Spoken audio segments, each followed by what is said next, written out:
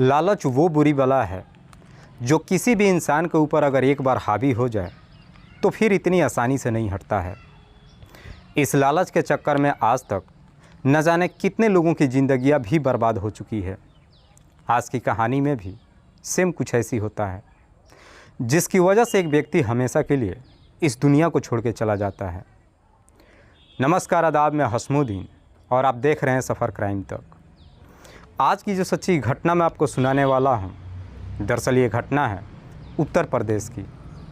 उत्तर प्रदेश का एक ज़िला पड़ता है बिजनौर, और इसी बिजनौर के अंतर्गत एक गांव आता है मोहदीपुर, और इसी मोहदीपुर गांव का रहने वाला कृपाल सिंह। कृपाल सिंह के टोटल 3 बच्चे हैं, जिसमें 2 बेटा और 1 बेटी। बड़े बेटे का नाम धर्मवीर सिंह और छोटे बेटे का नाम राकेश सिंह। कृपाल जो अपने तीनों बच्चों की शादी कर चुका है। धर्मवीर की पत्नी का नाम है बबीता, तो वहीं राकेश की पत्नी का नाम है परमीला। धर्मवीर अपनी पत्नी बबीता के साथ हरियाणा में रहता है, तो राकेश अपनी पत्नी परमीला के साथ उत्तराखंड के काशीपुर में रहता है। बात कर रहा हूँ मैं 11 अगस्त 2014 की सुबह 6 बजे। राकेश की पत्नी परमीला अपनी जेठानी बबीता के नंबर पर फ़ोन करती है और रोते हुए कहती है कि दीदी, मेरी ज़िंदगी बर्बाद हो गई। दरअसल किसी ने रात को ही मेरे पति की हत्या कर दिया है। परमीला जैसी इस तरह की बातें अपनी जेठानी से कहती है, बबीता ये सारी बात जाकर अपने पति धर्मवीर से कहती है। उसके बाद से धर्मवीर अपनी पत्नी बबीता को लेकर काशीपुर के लिए रवाना होता है। लेकिन धर्मवीर जब बबीता के साथ काशीपुर राकेश के घर पे पहुंचता है, तो देखता है कि परमीला अकेले ही अपने घर में है और उसके दोनों बच्चे बैठ करके रो रहे थे। धर्मवीर और उसकी पत्नी जब राकेश की डेड बॉडी को देखते हैं, सब के सब रोना धोना शुरू करते हैं। सब के सब जब रोना चीखना चिल्लाना शुरू करते हैं, तब जा कर के आस पड़ोस के लोगों को मालूम चलता है। जब आस पड़ोस के लोगों को मालूम चलता है, धीरे धीरे लोग वहाँ पे जमा होना शुरू हो जाते हैं। तभी धर्मवीर इस बात की सूचना नज़दीकी थाने में देता है। इधर पुलिस को जैसे ही सूचना मिलती है, पुलिस अपने टीम के साथ राकेश के घर पे पहुंचती है और सबसे पहले उसके डेड बॉडी को चेक करती है। तो मालूम चलता है कि राकेश के शरीर पे कई जगहों पे चोट या घाव के निशान था। साथ ही साथ उसके गले पे भी हल्का सा निशान दिखाई दे रहा था। पुलिस जब राकेश की हत्या के बारे में उसकी पत्नी परमीला से पूछताछ करती है, तो परमीला कहती है कि साहब, कल हम दोनों इनके गांव रक्षाबंधन मनाने के लिए गए थे। शाम के वक्त जब दोनों हम घर पे आए, हम दोनों के बीच छोटी मोटी बातों को लेकर झगड़ा तकरार शुरू हो गया, जिसकी वजह से मेरे पति ने एक सरिये से मेरे सर पे काफ़ी ज़ोर से वार कर दिया, जिसकी वजह से मैं बेहोश हो गई। लेकिन सुबह जब मैं उठी तो अपने पति को मृत अवस्था में देखी। पुलिस सबसे पहले राकेश की डेड बॉडी को अपने कब्जे में लेती है और उसे पोस्टमार्टम के लिए भेज देती है, और फिर परमीला के तहरीर पर धारा 302 के तहत अज्ञात अपराधियों के विरोध में मुकदमा दर्ज करती है और इस केस की छानबीन करना शुरू करती है। पुलिस इस बात को मानने के लिए तैयार ही नहीं होती है कि कोई व्यक्ति राकेश के घर में घुसकर उसकी हत्या कर दे और उसकी पत्नी को मालूम ही ना चले। इसी शक के आधार पर पुलिस सबसे पहले परमीला के मोबाइल नंबर का डिटेल्स निकालती है। पुलिस जब उसके कॉल का डिटेल्स चेक करती है, तो मालूम चलता है कि उसमें एक ऐसा नंबर है जिस नंबर पर परमीला हत्या वाली रात कई बार बातचीत की थी। पुलिस जब उस नंबर का डिटेल्स निकालती है, तो मालूम चलता है कि वो नंबर किसी नेत्रपाल सिंह के नाम पर रजिस्टर्ड है। नेत्रपाल सिंह जो उत्तर प्रदेश के मुरादाबाद ज़िले के अंतर्गत छतरपुर गांव का रहने वाला है। पुलिस को जैसे इस तरह का डिटेल्स मिलता है, पुलिस नेत्रपाल के नंबर पर फ़ोन करती है, लेकिन नेत्रपाल का नंबर स्विच ऑफ बताता है। इसीलिए पुलिस अपने टीम के साथ अब नेत्रपाल के घर पर जाती है। लेकिन पुलिस जब नेत्रपाल के घर परिवार वालों से पूछताछ करती है, तो उसके पिता कहते हैं कि नेत्रपाल 2 दिन से घर ही नहीं आया है। पुलिस को अब पूरा यकीन हो जाता है कि शायद नेत्रपाल और परमीला ने ही मिलकर के राकेश की हत्या किया है। इसीलिए पुलिस अब परमीला को फिर से थाने बुलाती है और नेत्रपाल के बारे में पूछताछ करती है। पूर्णिमा कहती है कि साहब, जहाँ पे मैं नौकरी करती हूँ उसी कंपनी में नेत्रपाल सुपरवाइज़र है। एक दिन मेरे घर पे आया था, इसी सिलसिले में उसके और मेरे पति के बीच में दोस्ती हो गई थी, इसीलिए अक्सर मैं उससे बातचीत भी करती थी। पुलिस को लगता है कि परमीला इतनी आसानी से अपना सच नहीं कबूल करेगी, इसलिए पुलिस अब परमीला के साथ एक चाल चलती है। पुलिस परमिला से कहती है कि हमने नेत्रपाल को अपने कस्टडी में ले लिया है और उसने अपना जुर्म भी कबूल कर लिया है। दरअसल नेत्रपाल ने बताया है कि तुमने ही अपने पति की हत्या किया है। पुलिस जैसे इस तरह की झूठ परमिला से बोलती है, परमिला तुरंत ही सच्चाई उगल देती है। परमिला कहती है कि नहीं साहब, नेत्रपाल सब कुछ झूठ बोल रहा है। मेरे पति की हत्या मैंने नहीं बल्कि नेत्रपाल ने ही किया है। आखिरकार पुलिस इस केस का खुलासा कर ही देती है। लेकिन परमिला जब इस हत्या की पूरी कहानी बताती है तो वाकई में कुछ देर तक पुलिस भी परमिला के तरफ देखते ही रह जाती है। दरअसल इस कहानी की शुरुआत होती है घटना से ठीक लगभग 6 साल पहले, जब राकेश परमिला से शादी कर अपने घर लेकर आता है। परमिला के पिता का नाम है देवेंद्र सिंह, माँ का नाम है मूर्ति देवी। देवेंद्र सिंह जोरेहट थाने के अंतर्गत देहला वाला गांव का रहने वाला है। परमिला अपने माता पिता की इकलौती संतान है। राकेश जब परमिला से शादी कर अपने घर लेकर आता है, कुछ दिनों तक खुशहाल तरीके से जीवन व्यतीत करता है। लेकिन परमिला के पिता देवेंद्र सिंह जिस देहला वाला गांव में रहता है, दरअसल ये गांव काफ़ी बदनाम है, क्योंकि इस गांव की काफ़ी महिलाएं देह व्यापार का धंधा करती है। इधर देवेंद्र सिंह जैसे ही परमिला की शादी कर देता है, उसके कुछ ही महीने के बाद उसकी मौत हो जाती है। इसीलिए देवेंद्र सिंह की पत्नी मूर्ति देवी अपना सारा ज़मीन जायदाद बेच करके उत्तराखंड के काशीपुर में चली जाती है और फिर काशीपुर में जा कर के एक प्राइवेट कंपनी में नौकरी करने लगती है।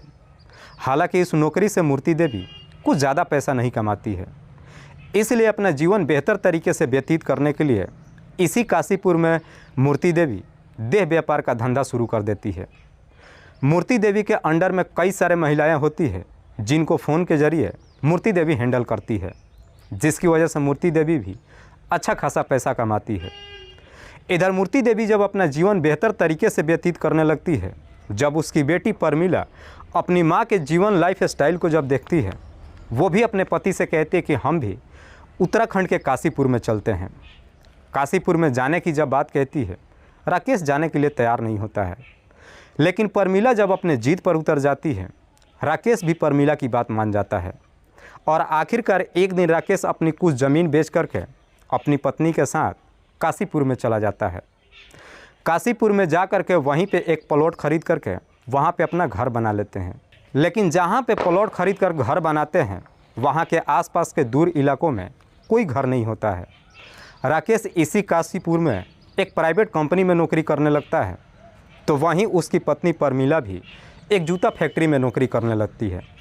तब तक राकेश के 2 बच्चे भी हो जाते हैं।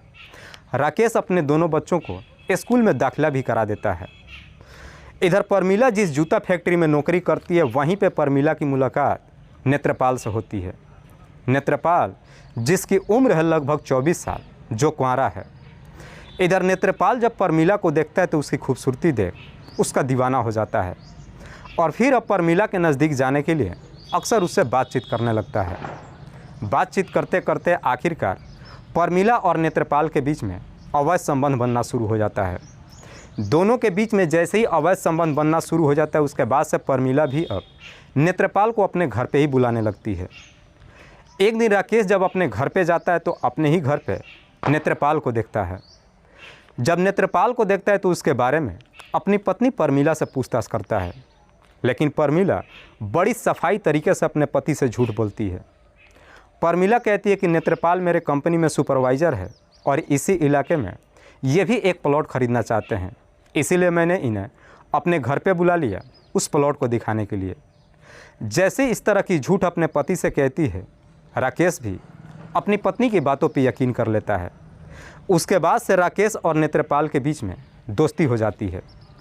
तब तक नेत्रपाल को मालूम चल जाता है कि राकेश शराब का आदी है। उसके बाद से नेत्रपाल जब भी परमिला से मिलने के लिए उसके घर पे जाता है, अपने साथ में एक शराब की बोतल भी ले जाता है। जब उसके घर पे पहुंचता है, उसके बाद से नेत्रपाल और राकेश दोनों एक साथ ही बैठकर शराब पीते हैं। लेकिन नेत्रपाल अपने षड्यंत्र के तहत ज़्यादा मात्रा में राकेश को शराब पिलाता है, जिसे पीने के बाद राकेश भी काफ़ी नशे में आ जाता है। उसके बाद से नेत्रपाल परमिला से मुलाकात करता है, वापस अपने घर चला आता है।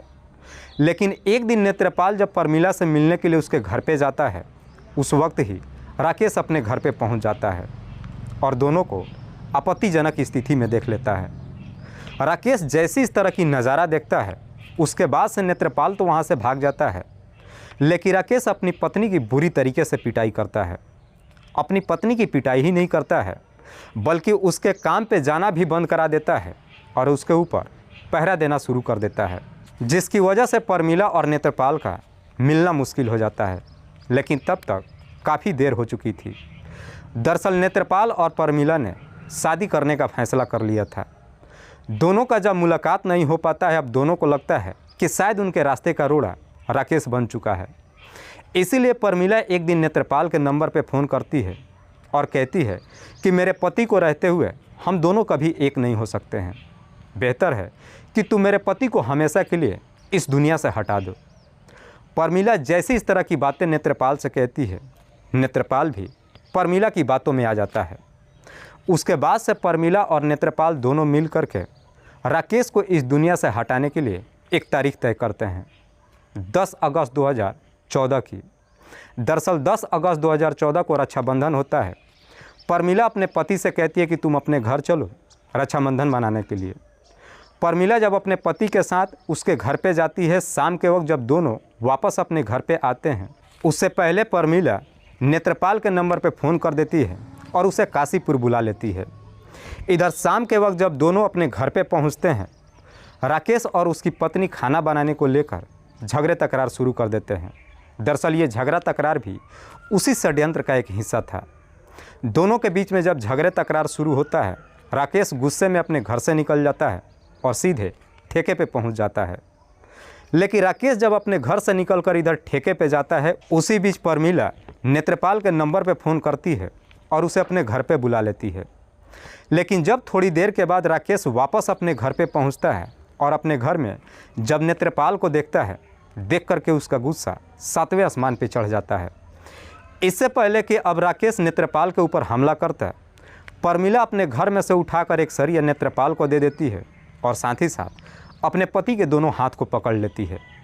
जैसे ही दोनों हाथ पकड़ लेती है, नेत्रपाल उस सरिये से राकेश के सर पे काफ़ी ज़ोर से वार करता है, जिसकी वजह से राकेश काफ़ी गंभीर अवस्था में वहीं पे गिर जाता है और छटपटाने लगता है।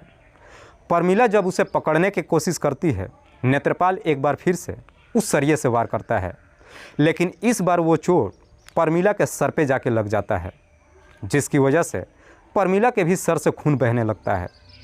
लेकिन परमिला अपने चोट के तरफ ध्यान नहीं देती है, बल्कि परमिला और नेत्रपाल दोनों मिल करके राकेश की गला दबाकर हत्या कर देते हैं। उसके बाद से परमिला नेत्रपाल को वापस उसके घर भेज देती है और फिर अपने पति के डेड बॉडी के साथ ही बैठकर सुबह होने का इंतज़ार करने लगती है। जैसे ही सुबह होती है, परमिला अपने जेठानी बबीता के नंबर पर फ़ोन करती है और कहती है कि रात में मेरे पति की किसी ने हत्या कर दिया है। वाकई में परमिला जब यह पूरी कहानी पुलिस वालों को बताती है, पुलिस परमिला के ही तहरीर पे उसके आशिक नेत्रपाल को भी अपने कस्टडी में लेकर आती है। फिलहाल पुलिस ने इन दोनों आरोपियों को अपने कस्टडी में लेकर इन दोनों पे गंभीर धाराओं में मुकदमा दर्ज करके जेल भेज दिया है। दोस्तों, इस पूरी घटना के बारे में आप क्या सोचते हैं? आप अपनी राय हमें कमेंट बॉक्स में ज़रूर दीजिएगा। तब तक के लिए जय हिंद, जय भारत।